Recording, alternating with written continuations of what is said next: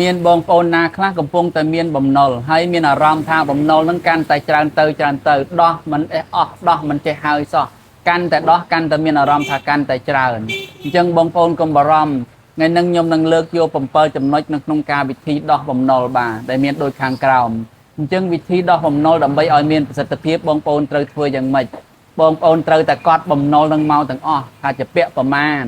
ជាពាក្យបំណុលនឹងយើងត្រូវតែដឹងជាមុនសិនថាបំណុលនឹងមានចំនួនប៉ុណ្ណាយើងជាពាក្យកន្លែងណាខ្លះយើងជំពាក់អ្នកណាខ្លះ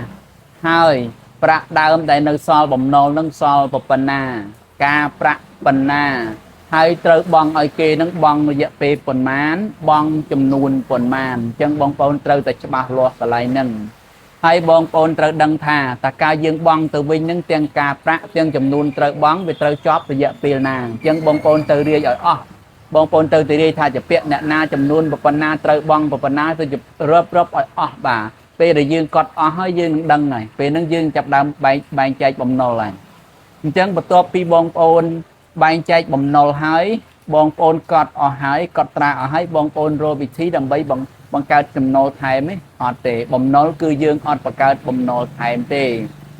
ប៉ុន្តែយើងត្រូវតែបន្ថយបំណុលអញ្ចឹងយើងកុំជាយាមបង្កើតបំណុលថ្មីលើបំណុលចាស់បងប្អូនបើសិនជាយាមកើតបំណុលថ្មីទេបំណុលចាស់យើងក៏មិនចេះអស់មិនចេះហើយដែរសងពេលណាក៏សងមិនអស់ដែរដោយសារអីកាន់តែសងកាន់តែមានច្រើនបងប្អូនខ្ចីមកសងខ្ចីពីនេះសងនោះខ្ចីពីនោះសងនោះអញ្ចឹងបំណុលគ្មានថ្ងៃចប់ទេមានតែថ្ងៃកើនអញ្ចឹងវិធីដោះបំណុលនឹងបងប្អូនកុំបង្កើតបំណុលថ្មីយើងផ្អាកនៅត្រឹមប៉ុណ្្នឹងសិនហើយចរចារលទ្ធភាពជាមួយនឹងម្ចាស់បំណុលអញ្ចឹងវិធីទី3បងប្អូនទៅរៀបចំផែនការរៀបចំថវិកានិងរៀបចំការចំណាយការកាត់ចំណាយបងប្អូនដែលមានបងប្អូនចំណាយទៅលើរបស់ដែលអត់ចាំបាច់បងប្អូនត្រូវកាត់ចោលឲ្យអស់អញ្ចឹងយើងត្រូវគិតទៅវិញថារាល់ការចំណាយយើងត្រូវតែចំណាយទៅលើរបស់ដែលចាំបាច់បានហើយរបស់ដែលមិនចាំបាច់គឺយើងមិនគួរចំណាយទេរបស់ដែលចង់បានអត់ចាំបាច់ក៏បន្ថយការចំណាយដែរឧទាហរណ៍ថាការញ៉ាំបាយក្រៅផ្ទះការទិញម៉ូតូទិញឡានទំនើបបងប្អូនត្រូវតែកាត់ឲ្យអស់ប៉ុន្តែវាត្រូវតែមានដែរប៉ុន្តែយើងកុំទៅរកកន្លែងប្រេនពេកបើឡានយើងទិញបានទិញរបស់ឡានល្មមម៉ូតូយើងទិញបានទិញម៉ូតូតម្លៃល្មមកុំទិញថ្មីកុំទិញប្រេនឲ្យតម្លៃថ្លៃក៏រំលោះអីជាដើមអញ្ចឹងទៅអញ្ចឹងបងប្អូនការកាត់បន្ថយការចំណាយពឹងទៅលើការចំណាយអ្វីដែលចាំបាច់បន្ថយទៅលើអ្វីដែលមិនចាំបាច់អានឹងបងប្អូនត្រូវគិតកន្លែងហ្នឹង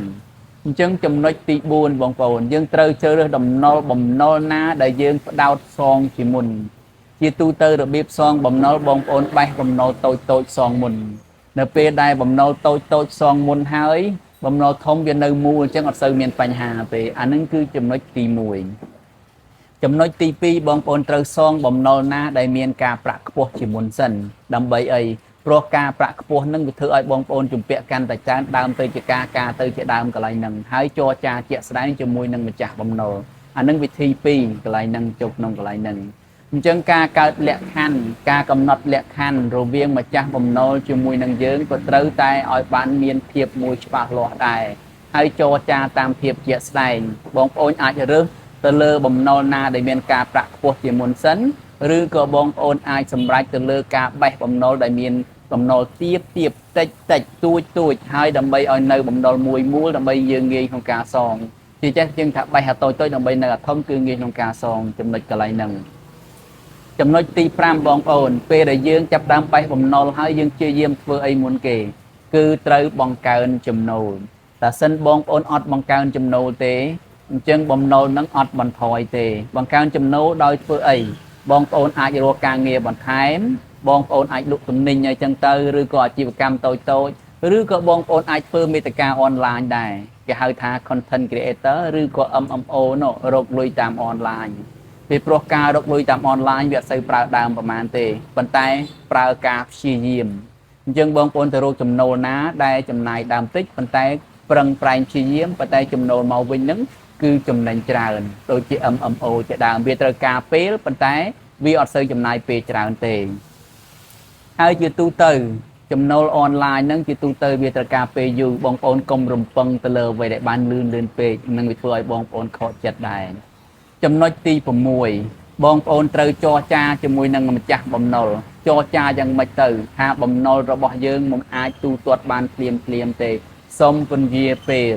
សូមយោងសងតែប្រាក់ដើមដោយអត់គិតការអញ្ចឹងចរចាឲ្យអស់ពីលទ្ធភាពហើយរៀបចំការសងឡើងវិញរៀបចំការធ្វើកុងត្រាការសងបែបម៉េចរយៈពេលប៉ុន្មានដើម្បីបន្ធូរបន្ថយភាពតានតឹងនៅក្នុងការសងបំណុលហេតុអីព្រោះមនុស្សយើងកាលណាមានបំណុលវាធ្វើឲ្យយើងមានសម្ពាធខ្លាំងអញ្ចឹងកាលណាចរចាតាមលទ្ធភាពជាមួយនឹងម្ចាស់បំណុលហើយវាធ្វើឲ្យសម្ពាធរបស់យើងនឹងថយចុះអញ្ចឹងកាលណាសម្ពាធយើងថយចុះផ្លូវចិត្តយើងថយចុះលទ្ធភាពក្នុងការធ្វើការរបស់យើងនឹងកើនឡើងអញ្ចឹងបងប្អូនត្រូវតែចាំបាច់កន្លែងនឹងចរចាជាមួយម្ចាស់បំណុលដាច់ខាតបន្ទាប់ពីបំណុលរបស់បងប្អូនថយចុះហើយអញ្ចឹងបងប្អូនកុំត្រឡប់ទៅចម្ពាក់បន្ថែមទៀតឧទាហរណ៍ថាឥឡូវបំណុលនឹងរៀងថយហើយខ្ចីគេថែមឧទាហរណ៍ថាឥឡូវធនាគារយើងជាពាក់ 20000 អញ្ចឹងយើងដោះសល់តែ 10000 បកយក 20000 មកវិញអានឹងមិនមែនជាវិធីដោះបំណុលទេបងប្អូនដោះបំណុលគឺចង់ថាព្យាយាមចរចាតាមឲ្យអស់លទ្ធភាពដើម្បីបន្ថយការសងដើម្បីបន្ថយរយៈពេលសងហើយបំណុលនឹងវាកាន់តែទៀបទៅអត់មានវិធីត្រឡប់ទៅបកចុះបកឡើងឲ្យបំណុលនឹងកាន់តែកើនទៅនឹងទេអញ្ចឹងបងប្អូនត្រូវតែប្រុងប្រយ័ត្នឲ្យមែនទែនអញ្ចឹងដើម្បីឲ្យបំណុលនឹងវាទីបញ្ចប់ដើម្បីឲ្យកុំត្រឡប់ឡើងវិញបងប្អូនត្រូវបង្កើតប្រាក់បំរុងសម្រាប់មានភាពអាសន្នប្រាក់បំរុងនឹងបងប្អូនលក្ខណៈសន្សំតិចតួចទៅកុំសន្សំច្រើនពេកសន្សំតាមលទ្ធភាពដែលបងប្អូនអាចធ្វើទៅបានចំណុចបន្ទាប់បងប្អូនត្រូវគ្រប់គ្រងការចំណាយតែអត់មានគ្រប់គ្រងការចំណាយទេចំណាយលើសចំណូលគឺបំណុលនឹងអត់មានថ្ងៃថយអត់មានថ្ងៃថយទេហើយវិធីខាងលើដែលយើងបង្កើនចំណូលទៅយើងត្រូវរកវិធីបង្កើនចំណូលរបស់យើងបង្កើនចំណូលហើយបំណុលថ្មីកាត់បន្ថយជាដាច់ខាតគឺកុំបង្កើតបំណុលថ្មីឲ្យសោះ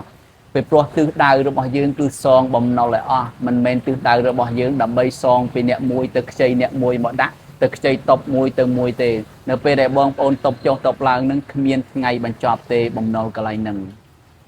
អញ្ចឹងវិធីដោះបំណុលគឺយើងត្រូវតែដោះដោយដាច់ខាតมันអាចគិតរួចទេมันអាចអត់សងទេมันអាចរត់ទេអញ្ចឹងការបង្កើនចំណូលថ្មីវាធ្វើឲ្យបំណុលរបស់យើងកាន់តែកើនឡើងអញ្ចឹងបងប្អូនត្រូវបង្កើតផែនការតាមមួយជំហានម្ដង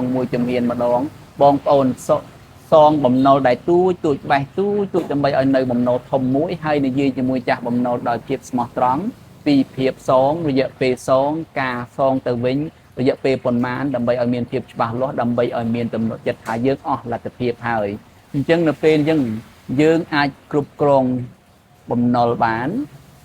លុះត្រាតែបងប្អូនគ្រប់គ្រងការចំណាយដែរនឹងចំណុចសំខាន់ជាងគេតើបងប្អូនគ្រប់គ្រងការចំណាយអត់បានគ្រប់គ្រងផ្លូវចិត្តអត់បានទេបំណុលរបស់បងប្អូនគ្មានថ្ងៃថយទេ